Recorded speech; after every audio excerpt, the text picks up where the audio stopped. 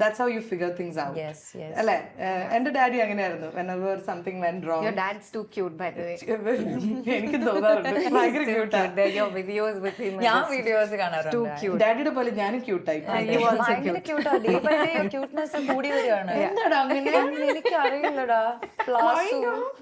പ്ലാസ് ശ്രീനി പറയാ എന്നെ കണ്ട 16 വയസ്സ് പോലെ ഉണ്ടെന്ന്. അത് പറഞ്ഞിട്ട് ചെന്നൈക്ക് പോയി. കൊണ്ടാട്ടി ഒരു പോയായിരുന്നു. സോപ്പിട്ടതാ പോവാനായിട്ട്. Okay nice. So, ദർശനയിലേക്ക് വരാം. ദർശന, when I came for your theatre performance, ഞാൻ ലൈവായിട്ട് ദർശനയുടെ പെർഫോമൻസ് കണ്ട ഒരാളാണ്.